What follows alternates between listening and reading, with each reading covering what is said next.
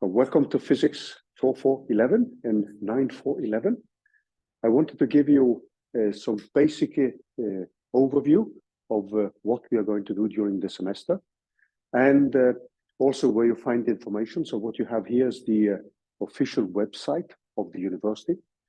And if you click on the schedule link, then you will see the tentative weekly schedule by clicking on lectures, and the lab continues right after the lectures.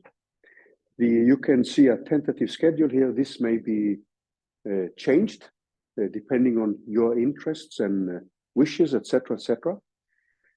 As you probably are familiar with, you can always subscribe to these activities, which means that you would get a text or an email, depending on your choice, about changes of locations, changes of topics, etc., etc.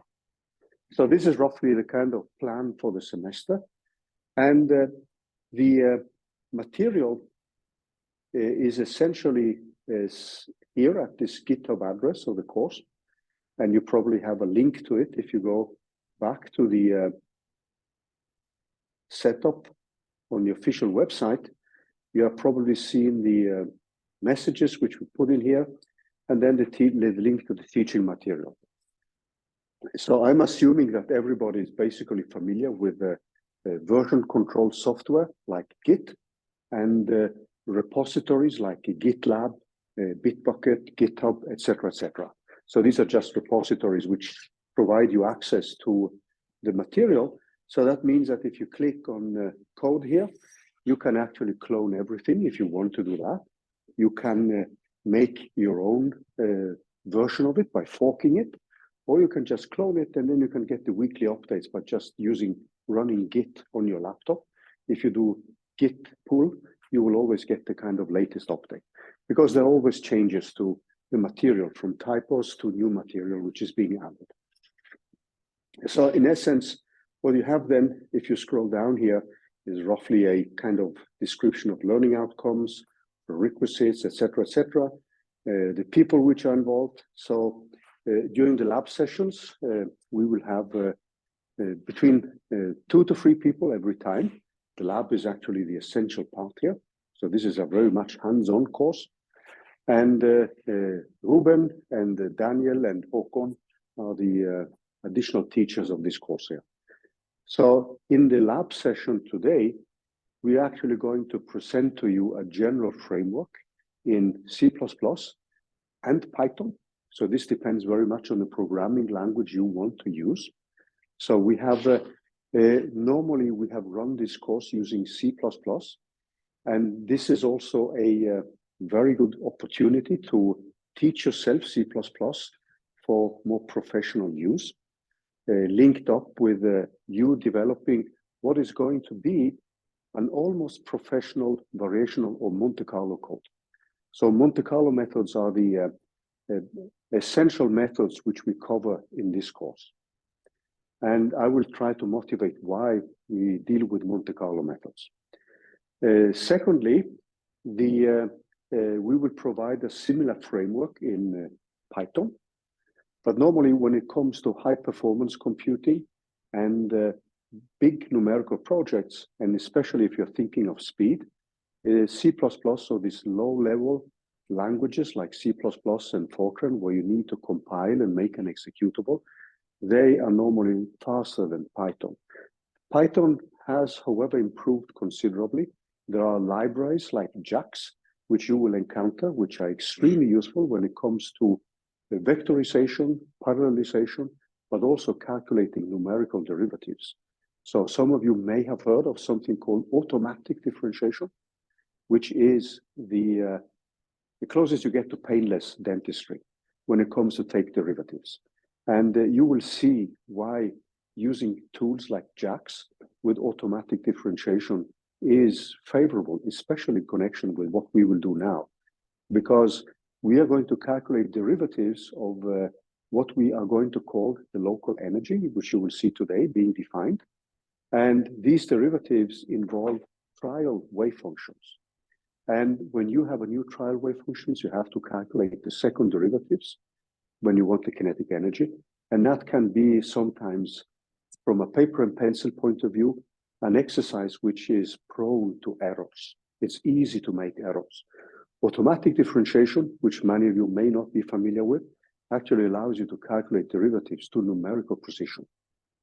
And that can automatize the application and implementation of different physics. That means different physics through different trial wave functions. And that makes you being able to test various physics approximations much, much smoother than having to sometimes calculate analytically derivatives by paper and pencil. And that can easily take, with the addition of you writing a code for it, it can easily take weeks if you have complicated expressions. With automatic differentiation, it takes seconds. So when we are looking at the numerical projects like we do now, it's not only the runtime, but it is the total time, which means development time, compilation time, and execution time, which becomes important for a numerical project. So one of the aims here is also to develop a kind of structured approach to large numerical projects. I will come back to the type of numerical projects we will deal with and why we have chosen Monte Carlo methods. There are several reasons for that one. And one big reason is a pedagogical one, which I will come back to. So what I'm going to do today is to switch a little bit between just regular slides, whiteboard, and also a Jupyter notebook. So when I'm going to run codes, I will switch from a regular slide setup to just a Jupyter notebook. But what I wanted to do now is just to give you a kind of general introduction, which you will find if you now go back here and look into the doc folder. You will find several things which are relevant for the course. There is the project, which we will start with, and we will actually start with the first tasks today. So, and the first task today is actually to calculate derivatives of trial wave functions. So it's not the most exciting thing. That's also why we have automatic differentiation. When you've calculated the derivative once, there is no new insight in calculating derivatives again and again. It's just like you being capable of using a tool like a hammer, right? So using automatic differentiation, many of these kind of trivial operations like integration, derivation, etc., are things which you can do automatically. And that's very useful when you're dealing with large numerical projects. You will find the projects which we will discuss today. And also if you go into this folder, and some of you may have seen this kind of setup before, if you go to the top folder, you will find the weekly material, so week 1, even though we are in week 3 today, this week here. This is the first week.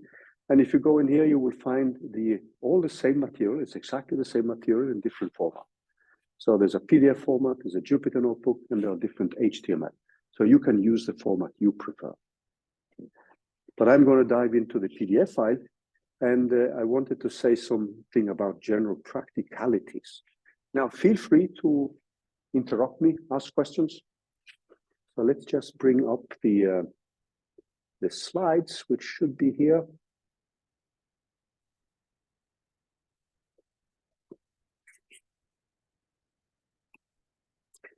So today is a general introduction, an overview of topics, and we are actually also very flexible when it comes to topics. So we can always tailor them to your scientific interests, maybe your thesis work. We've done that every year, but we have a first project which is actually common to everybody, and that is meant more to set the scene and have everybody to develop what we might call an almost professional code for dealing with quantum mechanical many-particle systems. And I will show you which elements we are going to have in the project and how these elements will actually allow you to develop what we might call a professional attitude to a computational project.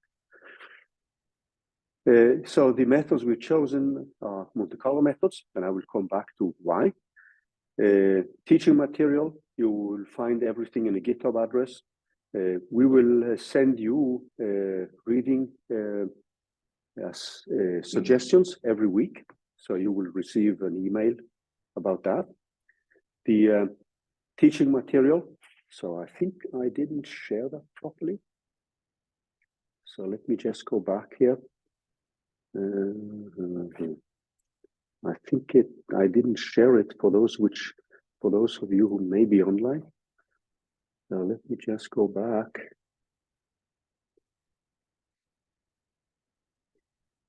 Yeah, now it should be there.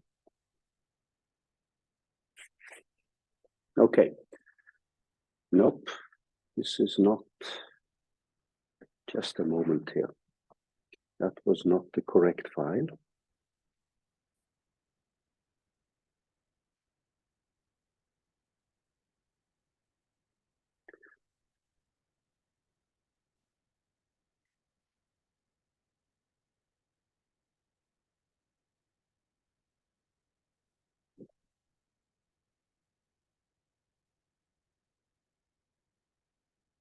Let me just try to. You see, there it is. Yeah, sometimes you get lost in all these windows. Okay, now it should be available for the online session as well. So you will find the videos of lectures. They will be added here later, handwritten notes, and also there are some lectures from Physics 3150, which you can find in the GitHub address. Here's the name of the different TAs which we have here. So, and this is a teaching team. So let me just try to lock the door here.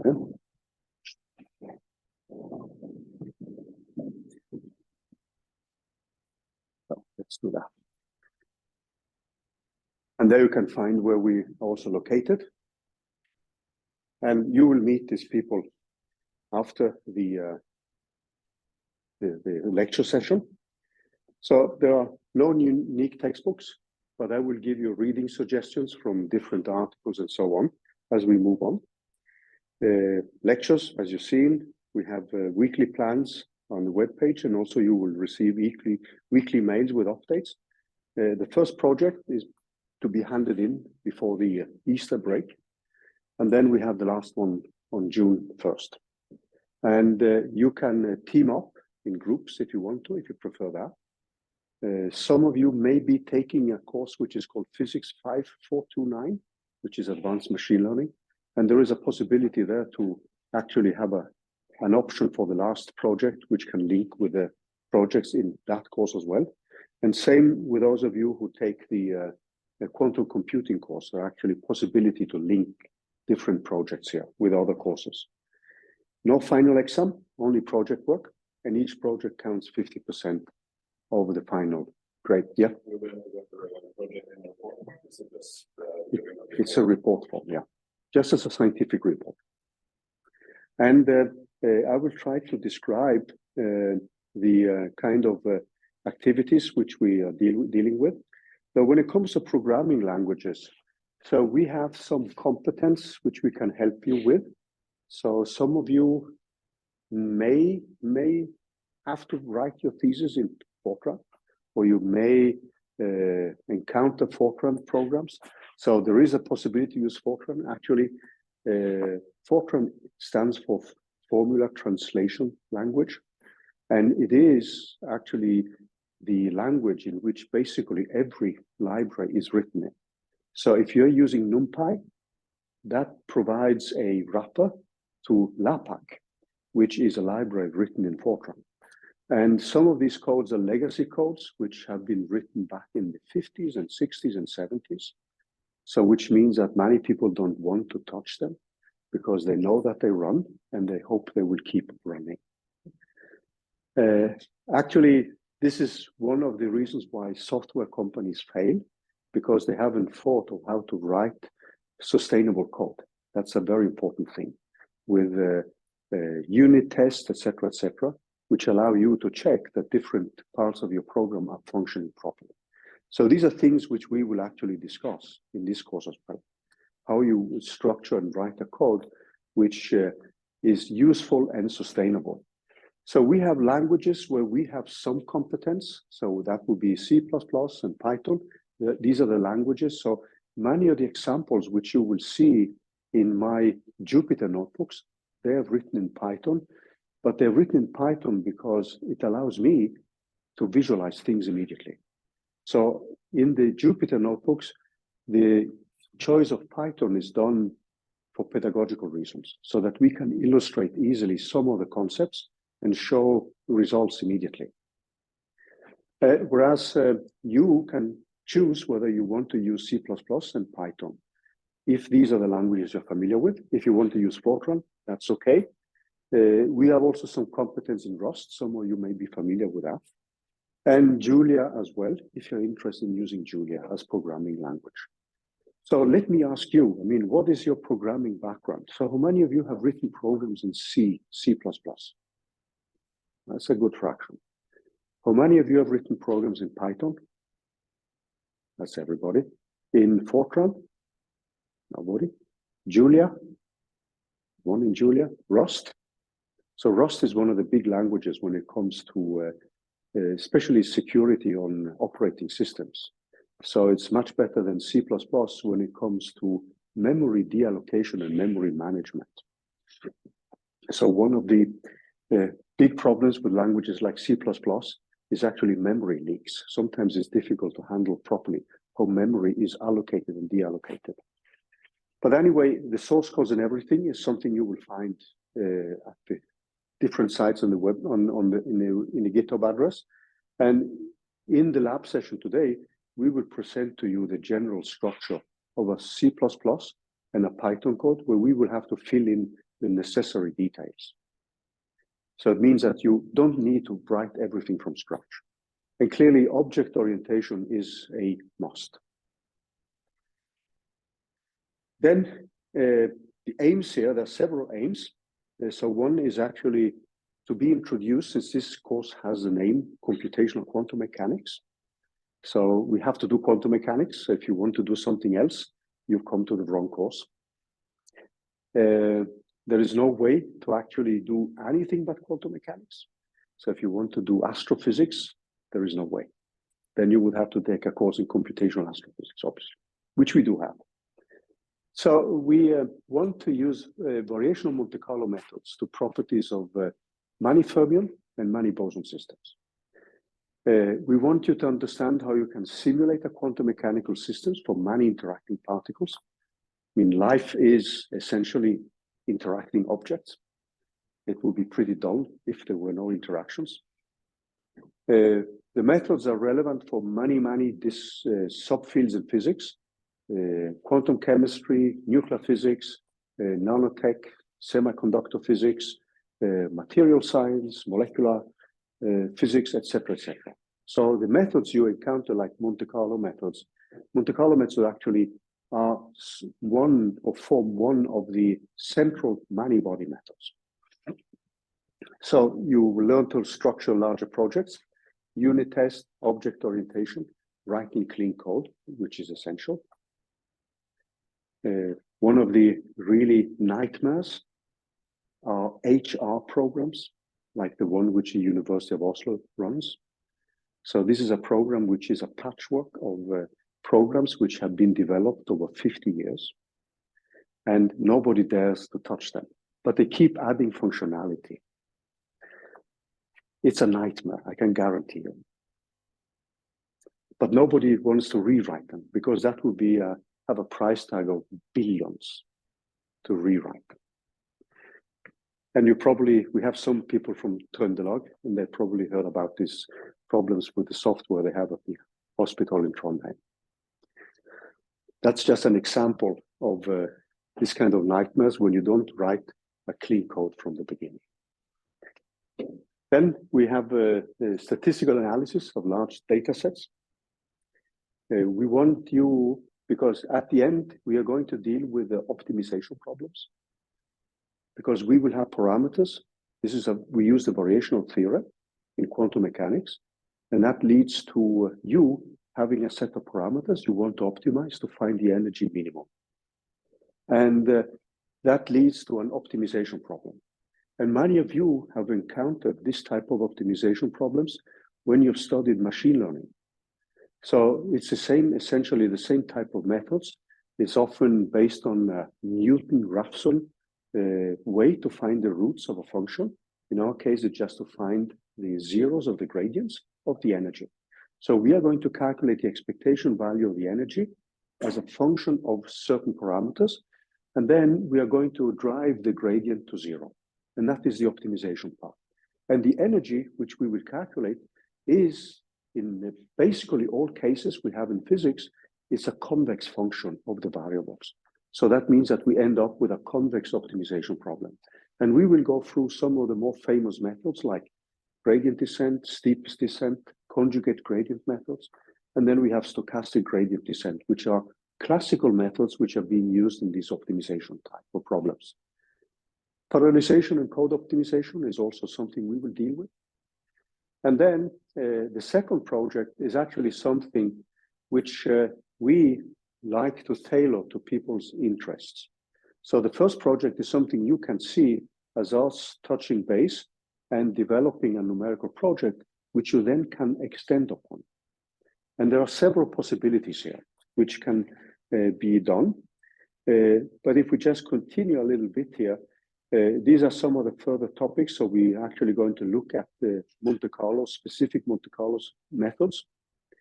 And we're going to look at what's normally called the Metropolis-Hastings algorithm. The statistical analysis is something which we need to deal with. And some of you have probably met when you took a course on machine learning, the bootstrap method. There's a method called the jackknife. But in many Monte Carlo simulations like these, which we will deal with, you will produce millions of events. So that means that the methods like the bootstrap, which has often been tailored to smaller data sets, is not the best one. And there is actually a method which is called the blocking method, which we will also implement, which is more useful when you have large data sets in order to get a proper estimate of the statistical errors. So when you run Monte Carlo calculations, one of the things which we can do is to provide a proper measure of the statistical error in the calculations by calculating things like the standard deviation. However, the other error, the systematic error, which deals with the Hamiltonians we plug in and the approximations and so on, these are quantities which are very difficult to quantify the error of, because a Hamiltonian is an approximation, and we may not know what it is an approximation to. So for project 2, project 1 is a project where we will deal with a system of bosons. And the reason why we do bosons is that this is much simpler because we don't need to deal with the anti-symmetry, which we have to deal with when we have a system of fermions. So I'm assuming everybody knows what's the difference between bosons and fermions, okay? So spin half and integer spin systems. And for bosons, the wave functions, the total many-body wave function is symmetric. For fermions, it's given by an anti-symmetric function, which can be simplified if you look at that single particle picture in terms of a determinant. That's the simplest way of expressing the anti-symmetry. But as you see here, we have several options. So project 2, you can actually reuse everything in project 1. So that means that the report for project 2 can be much easier. So you can extend it to Monte Carlo methods for fermions. So the only thing you need to do then is actually to implement the anti-symmetry of the wave function. That's a little bit tricky when it comes to how to say restructuring the wave function. You just have to be careful with the way you address a matrix and which indices you use. So it's not a difficult thing, but it's a topic where you need to be sure that you have the right indices in a matrix when you deal with the anti-symmetry. We have something which would be different, which is actually Hartree-Fock theory for fermions. So that's a project which we have been working on, but this is actually a project where we add time dependence. So if somebody here is dealing with the problems with time dependence, which are relevant, for instance, for material science, also for quantum computing, there's a possibility of dealing with a time-dependent Hartree-Fock problem. So that's a second variant. And then every year we have people from quantum chemistry who follow this course, and many people are interested in copper cluster theory, which is a famous many-body method. We've also had a variant on neural networks. So, and you will see, so actually 1 and 4, and at least 1 and 4 here can be seen as continuations of project 1. So this part here can also be combined with those of you taking physics 5429, because there we discuss advanced machine learning methods.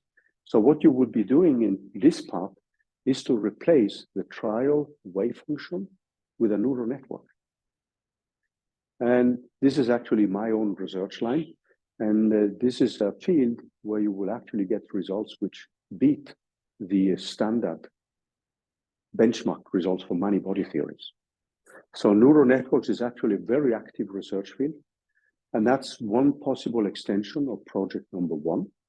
So that means that in alternatives 1 and 4 here, you would be reusing most of what you did in project 1, but you would have applications either to fermionic systems, or you would include machine learning. So it means that you need to have some knowledge of machine learning, but we will obviously discuss these topics. So we also have quantum computing and quantum machine learning. That would also link with a course which is called Physics 5419 on quantum computing. So there is a possibility to actually have overlapping projects with different courses. So that makes life a little bit easier if you're taking these courses actually. So there are several options, and you should feel free to suggest other alternatives. But they have to do with quantum mechanics, obviously. Any questions so far?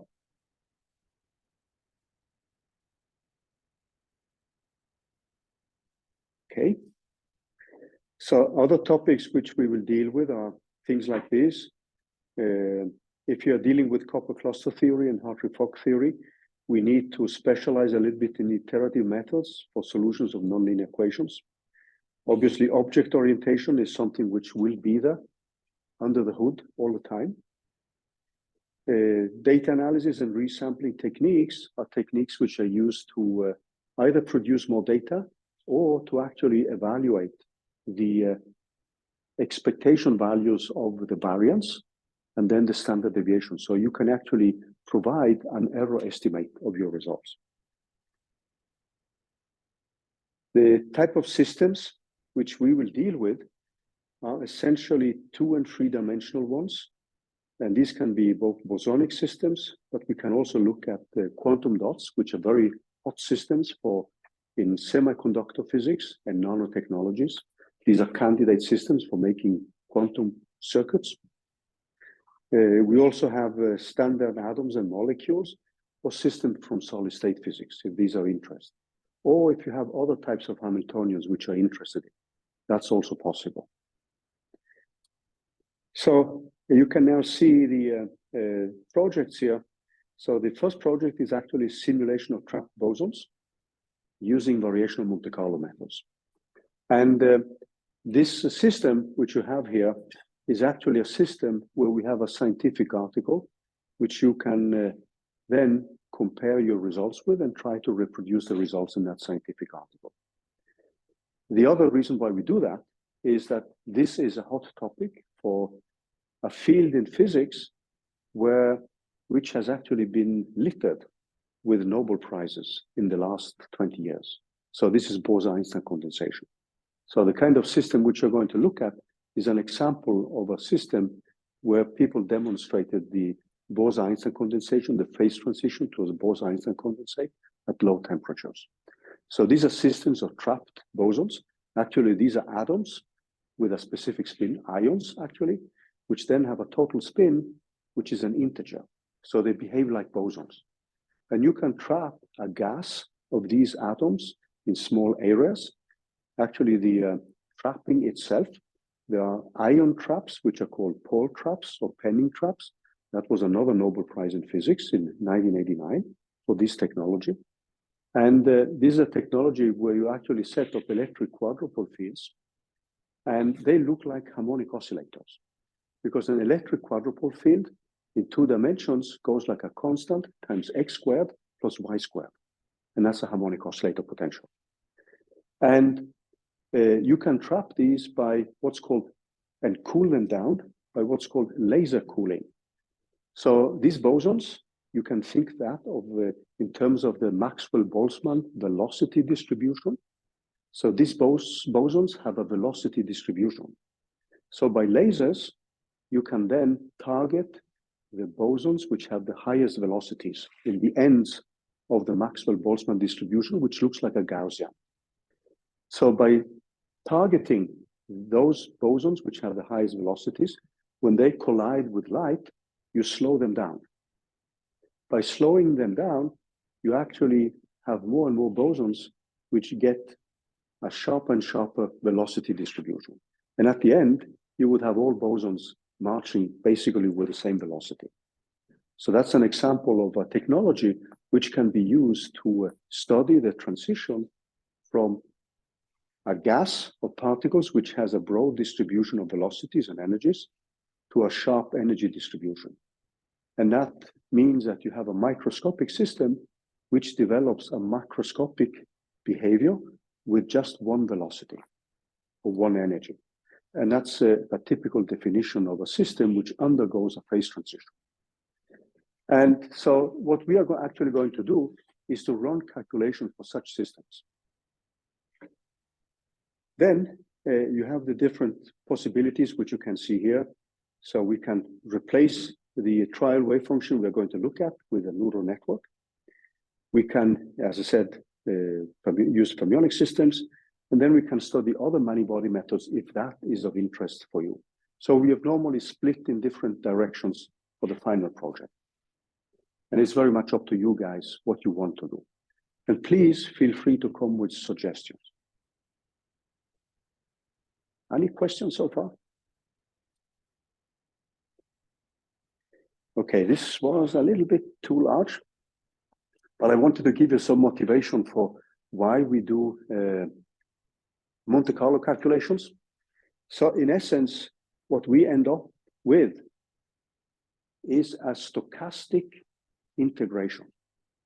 So when I say variational Monte Carlo, this is actually the same as calculating a multidimensional integral with Monte Carlo methods. So that means that if you think of this as the neon atom, and you take away the nuclear degrees of freedom, you are left with 10 electrons in neon. This is atomic neon, the noble gas.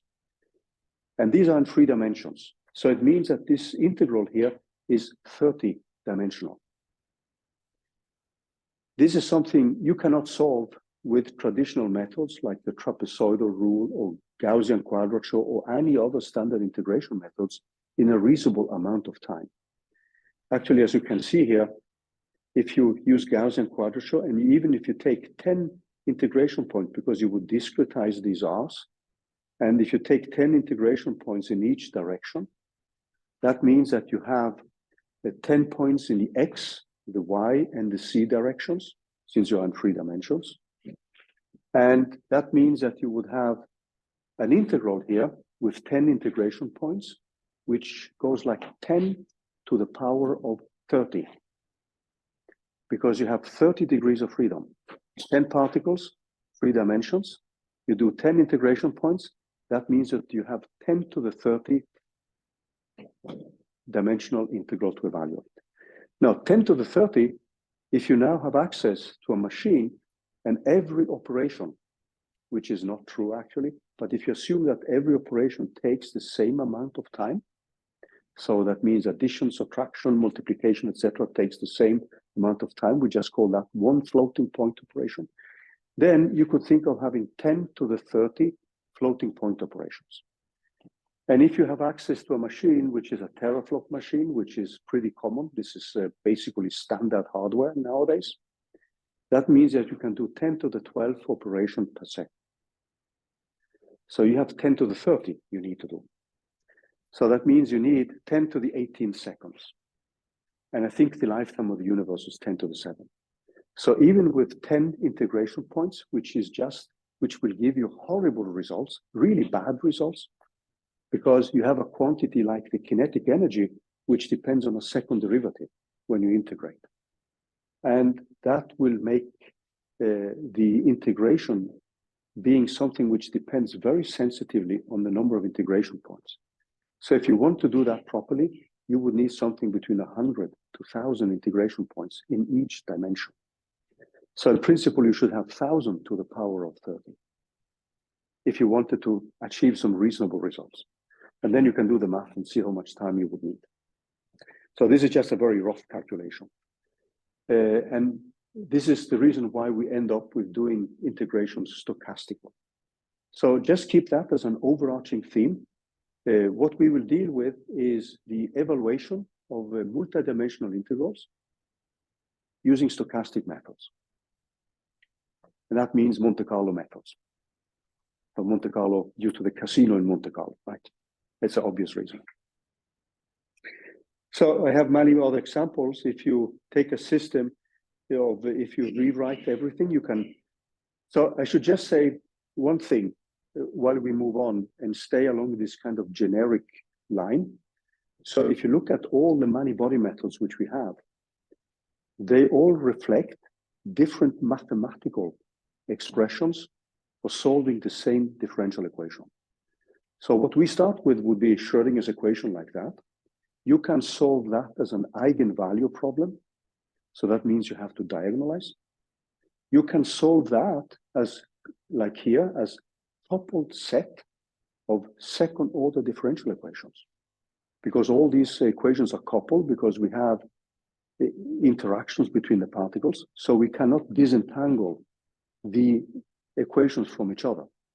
If particles were not to interact, then we could rewrite this system as a set of independent single particle equations, which if you think of the hydrogen atom, this is something which we can solve analytically. So you can solve analytically the hydrogen atom in 3 dimensions.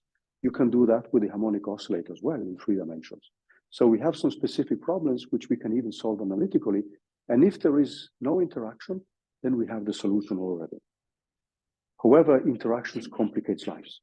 Interaction is what makes lives fun, right? And if you take that system, this will be a nuclear physics system. And if you do the mathematics here, what you would typically end up with is a set of, even for an atom like this, like 200,000 coupled differential equations. And that in itself is a type of number of differential equations, which is beyond tractability. It can be done, but it's still something which would take a lot of time. So typically, partial differential equations and ordinary differential equation methods, they are actually used for 2 to 3 particles, typically. If you move beyond that, then you would often encounter what we normally call many-body methods. So you can think of the counting 1, 2, 3 many, right? And this means that you have a whole set of different methods, which all these methods are just rewrites of Schrödinger's equation or the differential equation using different mathematical techniques. So Monte Carlo methods means a stochastic integration. You have renormalization group equations, which are often given by unitary transformations. That's one way of expressing it. You have large-scale diagonalization, and there you typically hit the wall when you get into 10 to the 10th states. So matrices of dimensionality 10 to the 10th times 10 to the 10th, 10 billions times 10 billions. Coupled cluster theory, which is a popular method in quantum chemistry, in atomic and molecular physics, is a method where you rewrite Schrödinger's equation as a coupled set of nonlinear equations to be solved iteratively. So you would use something like Newton-Raphson's method to solve the equations. Perturbative methods, which some of you have encountered, is nothing but a Taylor expansion around a specific energy. So this is just a Taylor expansion. Green's function methods, in principle, when you look at the mathematics, it's a matrix inversion problem. And then you have density functional theory and mean field theory, which actually are another set of approximations where you end up with a set of coupled non-linear equations to be solved, which are solved iteratively. So I wanted to give you some pros and cons on why we do Monte Carlo methods. You may not see the first bullet point immediately. It's actually I will try to convince you that's physically intuitive. And it's much easier to get started with Monte Carlo method as a many-body methods than many of the other methods. So like I've been working on methods called copper cluster theory and Green's function theory. And there's a lot of mathematics and layers of mathematics before you can get started. If you do Monte Carlo methods, on the other hand, what you need to do is to integrate. You need to find a trial wave function, and you need to apply the metropolis algorithm. And then you can just let it go. So for us, doing quantum mechanics, since most of you have not taken a course on many-body physics, it means it's much easier to get started with a many-body method. Also, as I say, Monte Carlo, a variational Monte Carlo method, which we will deal with, functions as the entry point to diffusion Monte Carlo and Green's function Monte Carlo methods, which, if you can simulate long enough, you can actually show that they will give you the exact solution to the ground state. Now, this variant 2 is actually you implementing a neural network as a trial wave function. And neural networks have actually, using the variational Monte Carlo method, they have actually shown to be equally good as diffusion Monte Carlo methods. So there's a lot of research going on in that direction. So as I say here, the variational Monte Carlo needs a reliable wave function because you're making an integral with a wave function. And you have a guess for the wave function, a trial function. So the only thing we end up doing is to calculate the integral in many dimensions. So these diffusion Monte Carlo calculations, which provide you an exact result, but they can give you the exact result for the lowest lying state of a given symmetry. So it won't give you all the states of a system. So if you want excited states, you have to do additional operations. You can do it, but it's more complicated. But you would get, depending on the symmetries, the lowest lying state with a specific symmetry because it follows the variational principle. Now, the diffusion Monte Carlo calculations, they are notoriously more difficult because what you do then is that you rewrite, you perform a transformation to imaginary time for Schrödinger's equation. And then Schrödinger's equation looks like a diffusion equation in complex time. The problem then is that your wave function is a distribution of random walkers. And the problem appears when you have fermions because a distribution cannot be negative. It's a probability distribution. And for fermions, it can change sign. And that leads to something which is called the fermion sign problem. And if you solve that problem, actually, there is a party in Sweden which you may be invited to. And you even meet the Swedish king. If you solve that, that's the level of the Monte Carlo sign problem of complexity. And people have been banging their heads on the Monte Carlo sign problem in these kind of calculations for ages. And what I'd say now, there is quite some optimism with the introduction of neural networks, where we can circumvent the whole diffusion Monte Carlo thing. I will come back to that later here. So the solution has statistical errors. So we can actually quantify the error we make, which you cannot do in many body theories in general. And there's obviously a limit to how large systems you can study. There will always be that. And we get the lowest lying state with a given symmetry. So I think we should take a small break now. And you guys feel free to ask questions, discuss, etc., etc. And then after the break, we are going to set the scene for the lab session and what we will be doing in the lab session today. So I want to give you a kind of crash course to Monte Carlo methods and what they actually mean. And then with that crash course, we will present the essential ingredients so that we can, during the semester, go through their details. So I'm going to try to give you the kind of overarching picture first. So let's take a break. And so the basic ingredients in a Monte Carlo calculation. And hopefully I can convince you gradually why Monte Carlo calculations are in a way physically intuitive. So what we need is to have a trial wave function. And when I say physically intuitive, the trial wave function reflects your understanding of the physical system.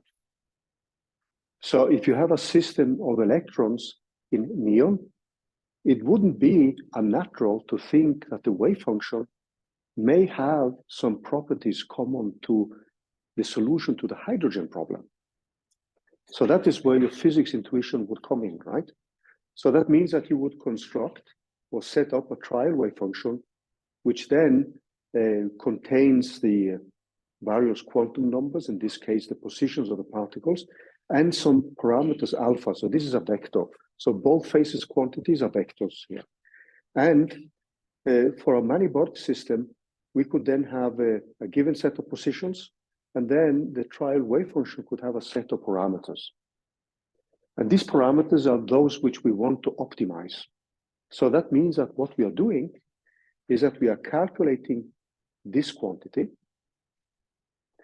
and we are going to rewrite this quantity so that it becomes tractable. You see that there is a nasty part, which is a denominator. So we have two multidimensional integrals, and we are going to rewrite that in a simpler form so that it looks like a statistical expectation value. So this is the basic trick, which I will introduce pretty soon now. So thereafter, what you do is actually you vary these parameters alpha, and then you optimize, which means since the energy is normally a convex function of the parameters we have, we are dealing with a convex optimization problem. So we are looking after a minima. And that means that we are going to take the derivative of this quantity with respect to the parameters alpha. And that will give us a minimum. And that's the one we are looking after. This will not be the exact energy. However, with neural networks, you can actually get close to the exact energy, which is a very interesting topic for the second project. So what is the basics here? The basics of a variational Monte Carlo calculation is obviously variational principle, which I, in a way, assume you remember, but I will show you in a slide, the principle. So you would construct a probability distribution, this P. So this is what we normally call a probability density function. And it's assumed to be a function of continuous variables, R, the positions of the particles, and maybe other variables. So this is the standard quantum mechanical definition of the likelihood, or the probability, right? So if you go into textbooks, this is a normalization factor, and this is the wave function square. So this is in principle a multidimensional, nasty object. So if you want to simulate from that one, this is, even if you have it, it's actually a complicated expression. So just keep that in mind. I mean, some probability distributions are easy. It just depends on one or two variables, whereas this is a multidimensional probability distribution. And even if you have an analytical expression for it, it can take a long time to simulate. Then, if you look at the energy, this is now the expectation value of this Hamiltonian as a function of alpha. This is the expression we are looking at. What we end up doing is actually to define a new quantity. Now, when you look at this, you may say, hey, what about the zeros in the denominator here? Because sometimes the wave function changes nodes, has a node, and that means that it changes from positive values to negative values, and then you have a 0. So what happens in that case, or what we will discuss a little bit later, is actually that the combined expression here avoids having zeros in the denominator. So we come back to that. This will just produce a number. Now, if I do that, if I do this, then I can rewrite this expectation value in the way we have a statistical expectation value. So when you do statistics, what you have is a probability distribution times some quantity. So what we have done now is actually to rewrite the expectation value of the energy as the expectation value of this quantity here. But essentially, this equation which you see here is the same as this equation. Okay, so this is the first trick in the Monte Carlo machinery. So we need to find this quantity. And when I said that today we are giving you a boring exercise, that deals with the fact that you have a Hamiltonian acting on the wave function. This Hamiltonian contains kinetic energy, which is a second derivative. So you have to take the second derivative of that trial wave function. And that's where it's easy to get lost if you have many particles and a complicated expression. And that's where automatic differentiation and software libraries like JAX come to our rescue. And then you can automatize that part. But in the beginning, we are going to, how to say, not exactly force you, but ask you to calculate the derivatives analytically. Now, what comes next here? So I'm keeping this at an overarching level. And we will derive these equations in more details next week and the coming weeks so that we can fill in the details. So what you see here is nothing but the standard way you sample stochastically this integral. So this means that the probability distribution is now in a way replaced by a uniform distribution, 1 over n. And you're hoping now that invoking the law of large numbers, Bernoulli's law of large numbers, is that this approximation, when n becomes very large, approaches the correct result. So what it actually means is that we will sample from random positions. We will calculate this local energy with random positions. We will have a rule to accept a new position or reject it. And this rule is given by the Metropolis algorithm. So the evaluation of this expectation value is then given by an algorithm where we run through n times. We pick random positions, we evaluate this quantity, and we accumulate all these random states till we have a final expectation value. This is basically what we end up doing, yeah?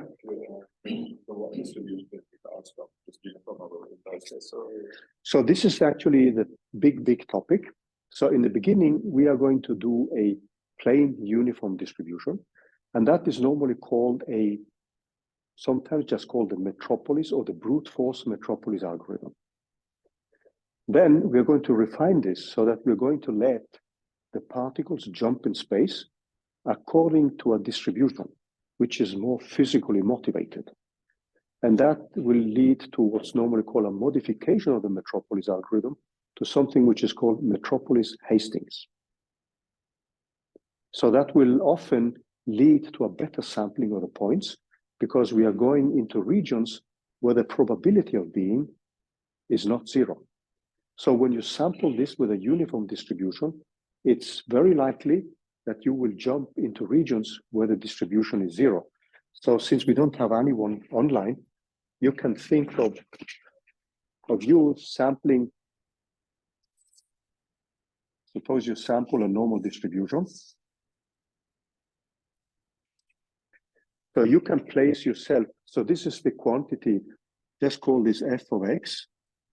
And this is a quantity you want to integrate. So you have f of x times some p of x or d of x.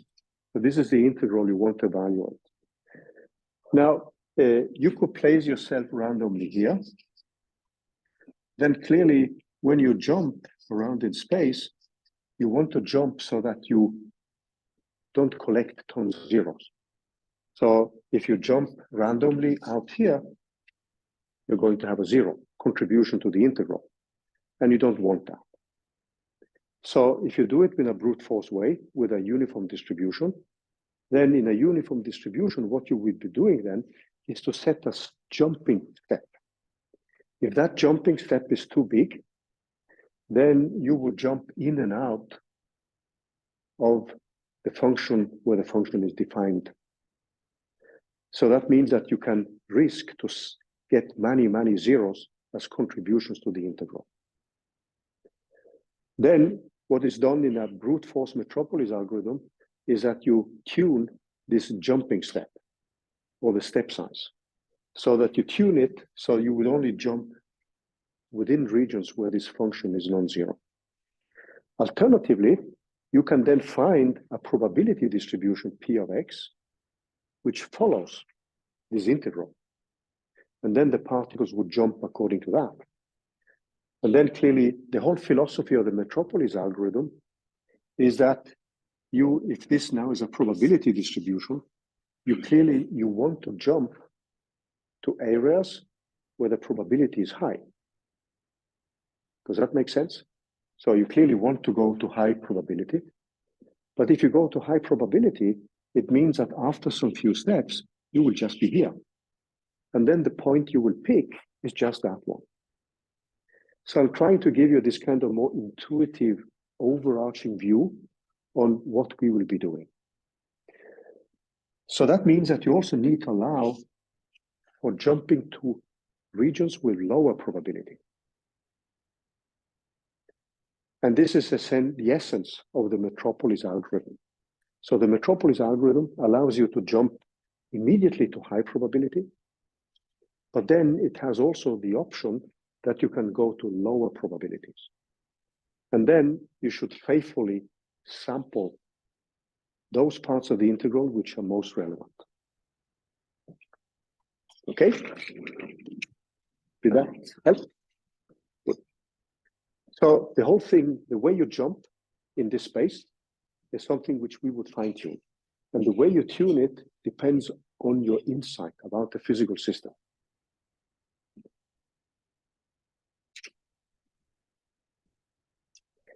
So this is the essence of the algorithm, which we will discuss in more detail. So it contains two pieces. So the framework which you see here is the Monte Carlo algorithm. So the framework is the Monte Carlo algorithm. So you would typically initialize the fixed number of Monte Carlo step. You choose an initial position, and then you have some variational parameters. And then you calculate the initial probability, dropping the norm of the function. Okay? So the nice thing with the metropolis algorithm is that we never need to calculate the norm of the wave function. Because if you go back here and you look at this definition here, this is the nasty beast in the denominator, and you want to avoid calculating it. If you look at the way we sample, the denominator is not here anymore. Okay? That means that when we now calculate this probability, the metropolis algorithm, which is based on the theory of Markov chains, relates only ratios between probabilities. So when you have chosen a new step, a new position, so you have some step size where this step could be a random number between -1 and +1, or -0.5 to +0.5, if you need negative and positive values. If you only have positive values, you could have r equals 0 to 1. Then this will be jumping in a region according to a uniform distribution. And this is normally what we call a brute force implementation. And the thing you need to do then is to tune this step so that you don't jump too much out of the regions where the integral is actually 0. because then you're just collecting zeros. So that would be like the Norwegian national football team, which basically just collects zeros every time they try to qualify for the World Cup.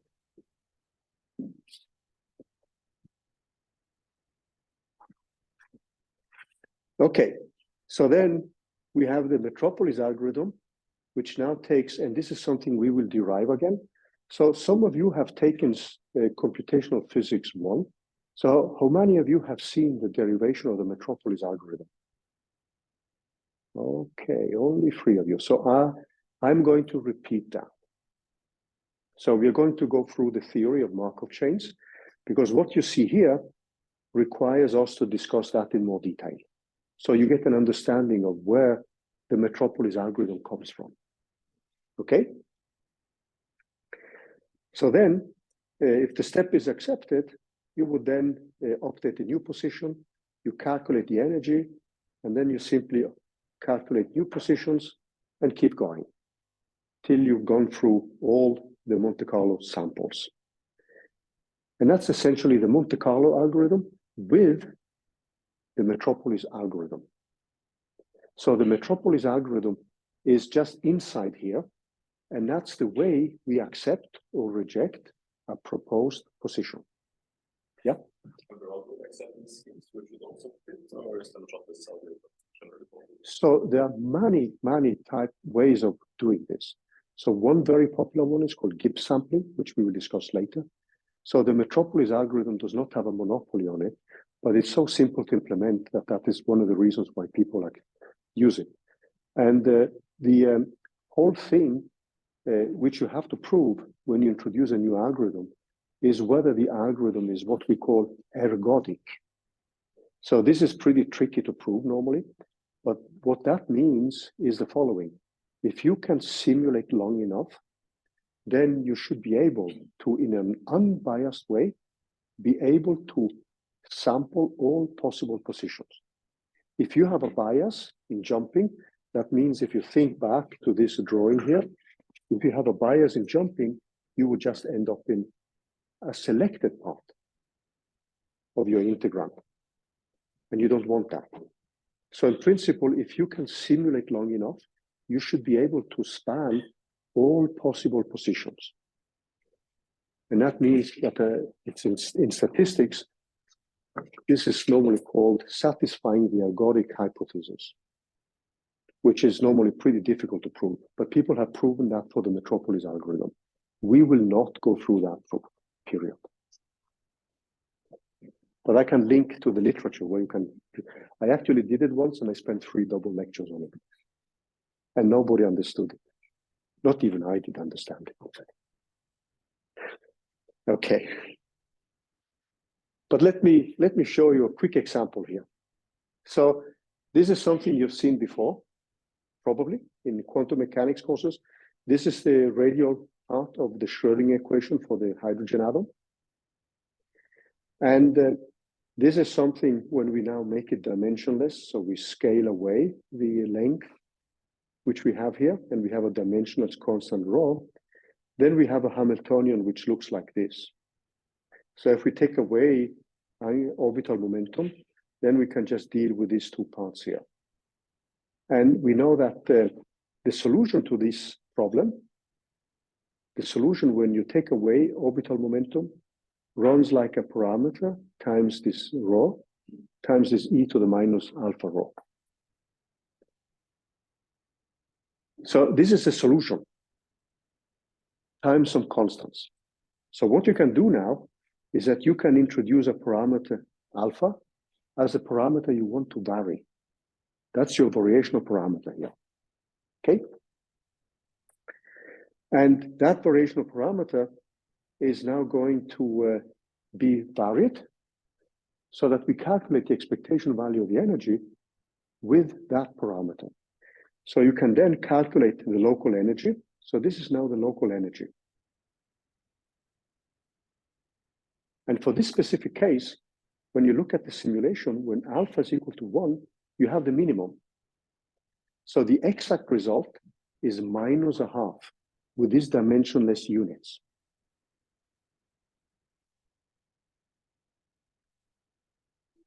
I calculate the variance here. So why, if you now look at this is actually a numerical calculation. Why should the variance be 0 when we have the exact solution? Any good suggestions? So do you remember? Let me bring up the expression for the variance then, because that may help. So let me just do that on the blackboard here.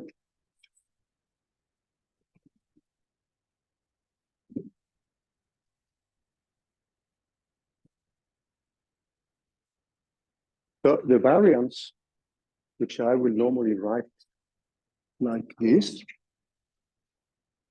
sigma squared for the energy, is formally now, when I now introduce this local energy, it's going to be given by the probability distribution times this local energy, which depends on x, of d of x squared,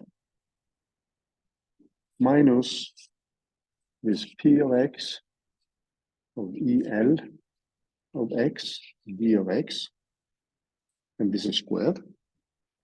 So this is the same as the expectation value.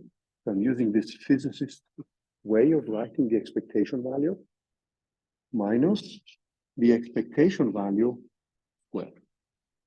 This is the expression for the variance.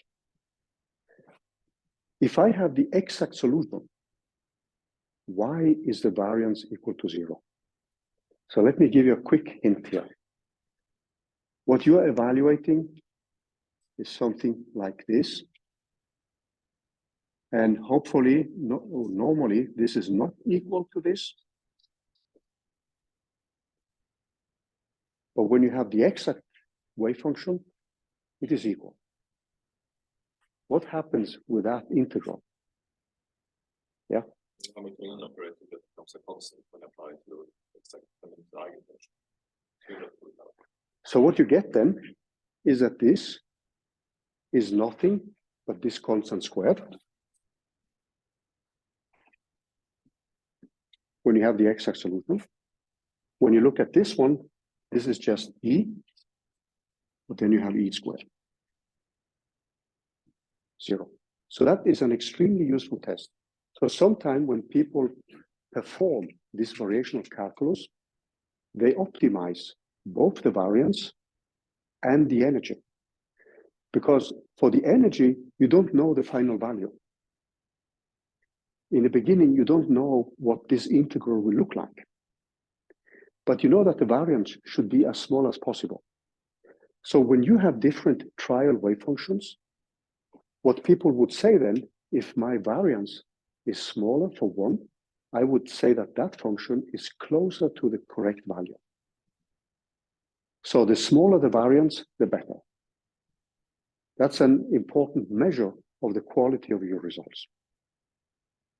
And in quantum mechanics, we have actually the only result which we have an analytical answer to, which is 0. And you see, if you now make a plot here, you see now that the energy has a minimum at the exact solution. So let me ask you another thing. This is something we will come back to. If you look at this solution, which you have here,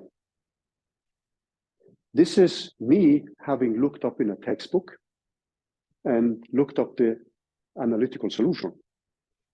If you didn't have the analytical solution, could you have guessed a form by just looking at your Hamiltonian? So let me go back here. So this is your Hamiltonian, what you have here. And take away, put L, the orbital momentum, to 0.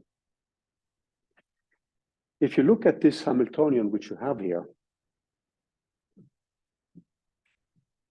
what can you say about it? So take away the L term, just put L to 0. The angle, the orbital momentum can be 0. Then you would have kinetic energy minus that one. What happens when this rho goes to 0?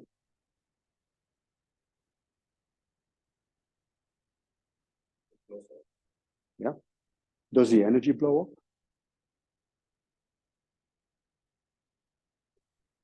The hydrogen atom, does that have an infinite energy? No, right? You get the potential.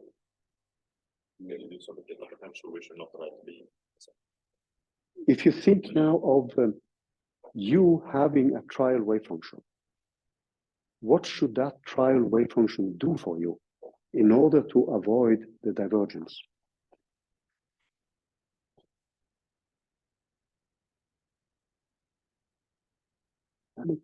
This is actually us building up the intuition, because you can guess a minimal shape of the wave function, but by just looking at the Hamiltonian.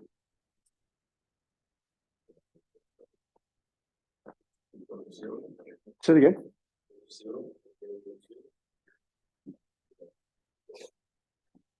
So you have to strike a balance between two terms, kinetic energy and potential energy. So when rho goes to 0, there has to be a similar divergence here, which cancels that one. So the whole thing now is actually to go back, not to the radial Schrödinger equation and this U of R, but to go back one more step, because then you would have, you know, that this function here is actually the exact solution times the radius. And then you would have a first derivative in the kinetic energy. So there would be a term like this, which would give you a constant actually, but then there would be a term with 1 over rho times the first derivative.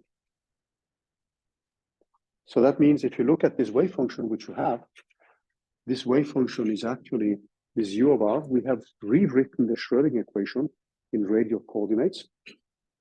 So the solution you want is actually this one, that one. And this is normally given by this U of R divided by R.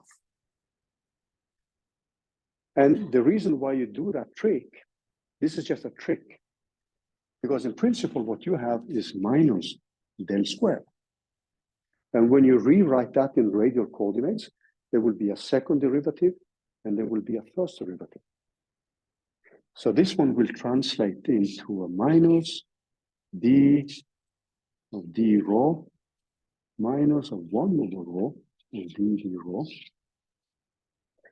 But when you introduce this U of R, you get rid of that term, and you're only left with that one. That is a simplification, which also gives you boundary conditions where this is 0 when R goes to 0. So that means that you have well-defined boundary conditions. However, originally you have this term. So this term balances the divergence from the Coulomb interaction.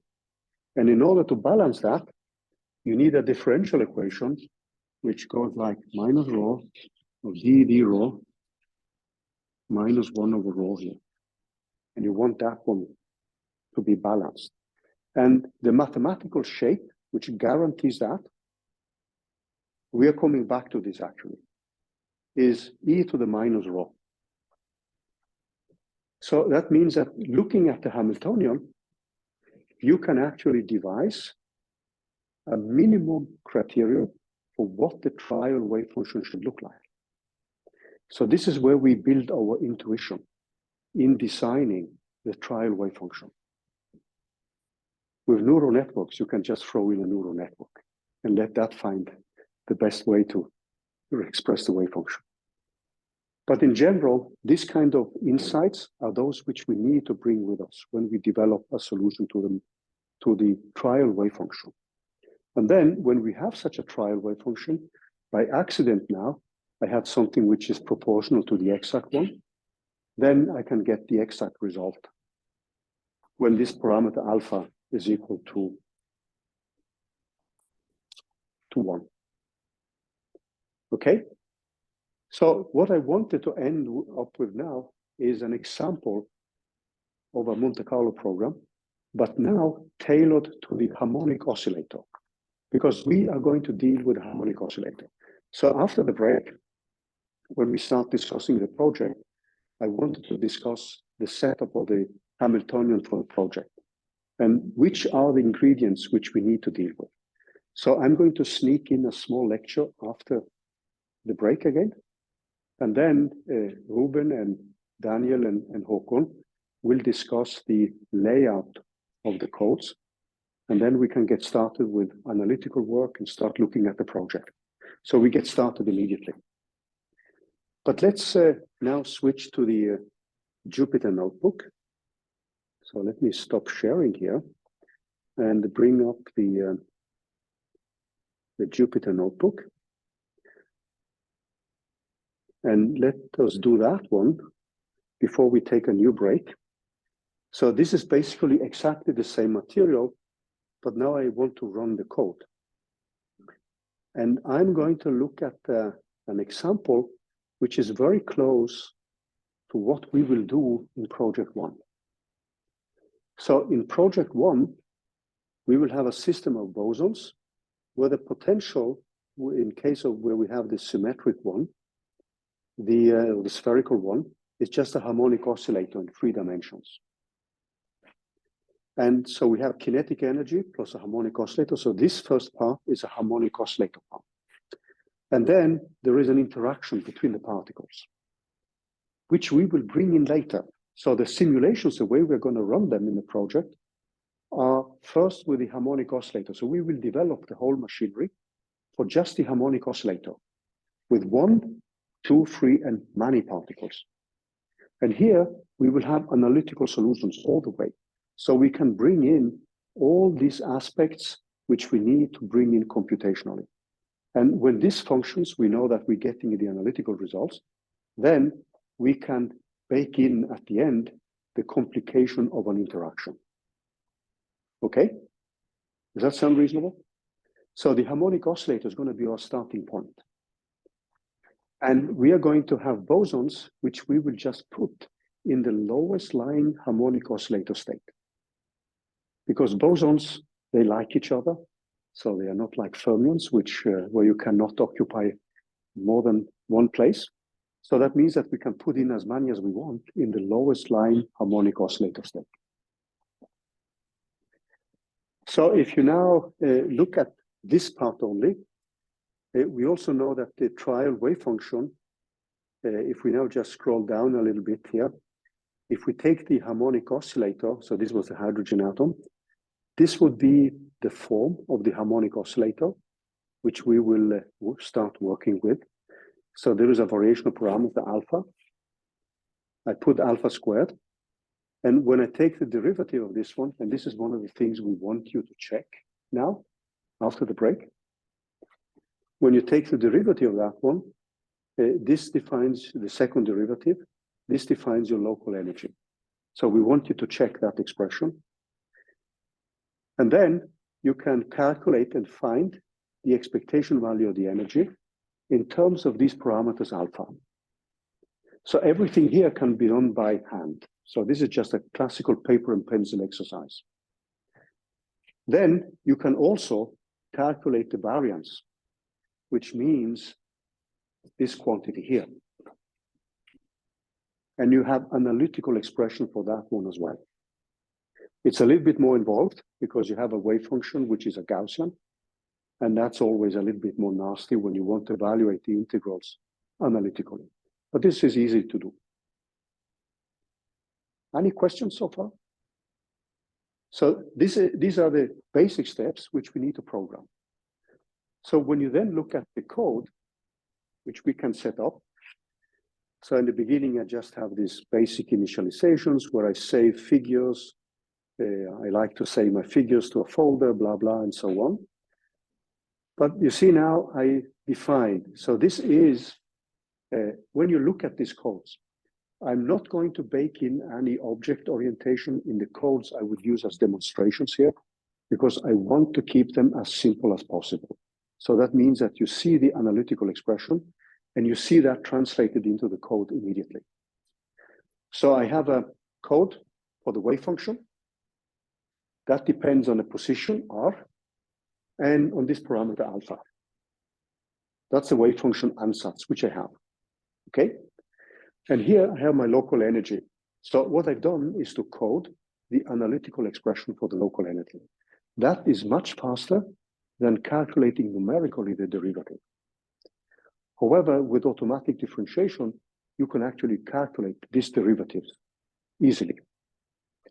But you need to calculate the second derivatives because that's the kinetic energy expectation value. Okay? So that's what I call the local energy. And then I have the Monte Carlo sampling. So what I'm doing now, I'm doing 100,000 steps. And remember now in this Monte Carlo algorithm, I had a step size, the brute force one. So I let my random walker jump in this space, which is covering the function I want to integrate. And I just put the step size in these dimensionless units. Everything is dimensionless here, just a 1. So then I just initialize variables. So this is positions old, position new. I have a start with a variational parameter because somebody told me that the minimum is at 1. So I start with 0.4. And then I'm just running through now in the functions of variational parameter. I'm calculating the energy and the expectation value of the energy squared. I have my old position, which is my step size times a random number minus 0.5, because my x goes from minus infinity to plus infinity. So I need negative values also, right? Because else I would only cover positive values. Then I calculate my old function. I'm running through my Monte Carlo cycles. I propose a new position old plus the new step size. I calculate the new function. This is my metropolis test. If a random number is smaller than the ratio between the two wave functions, the old position becomes equal to the new. The old position, now the old function becomes equal to the new one. I update the local energy. I add this to the energy expectation value and to the energy squared. And then I calculate these quantities at the end. So this is a final expectation value. I calculate the variance. And the error is a standard deviation, which is the square root of the variance divided by the number of Monte Carlo cycles. And then I plot these quantities. And what you will see then, when this should be running now, it will take some time, but it should be. No, sorry, actually, I do 20 variations, and I also calculate the variance. Oh, wait, what did I do wrong here? I forgot to start that one, yeah. Now it should go. So what you see now is that the energy is a convex function. It has a minimum at 1, which corresponds to, in our case, to this value of 0.5. This is a dimensionless energy. And then you see that the variance goes to 0 here. And the harmonic oscillator has a minimum at 0.5. It's not like the hydrogen atom. And you see now when the parameter is equal to 1, then I have the exact result and 0 variance. And you see that with the variance, it's exactly 0 here. So that tells you that you have the exact function. And here you see the exact value. So this is the basic philosophy of the Monte Carlo method. And this is what we are going to implement. So after the break, I will just say a little bit about the project. So keep in mind now that we are going to have harmonic oscillator only with no interaction. So the energy of the system will just be the sum of all the non-interacting energies. So that means that if I have 10 particles in one dimension, this energy should be equal to 5. If I have 100 particles, this should be equal to 50, and so on. So we're actually going to build a code where we add more and more particles, but we start with a harmonic oscillator in one dimension. We make sure it works. We move to 2 dimensions. Then we can move to 3 dimensions. And then we add all the different ingredients for our non-interacting system first. And when this is functioning, then we can go back and we can include, if you go back to the project, we can then include the interaction piece. So this is essentially what project 1 is going to be about. And we will bake in all these ingredients like the statistical analysis with a resampling technique. We are going to look at parallelization, vectorization, speed up of the code, object orientation. We are going to have a smarter sampling, which is called Metropolis Hastings, and many, many other small details. So that at the end, we will have a code which looks pretty close to what you would do for research applications. That's the basic goal here. Does that sound reasonable, guys? I went a little bit over time, but I guess we should stretch legs a little bit, if that is okay with everybody. And after the break, we're going to look more into the project. That part will not be recorded. So everything we do in the lab session is not put on Zoom, if that is okay. Okay. Take a small break then.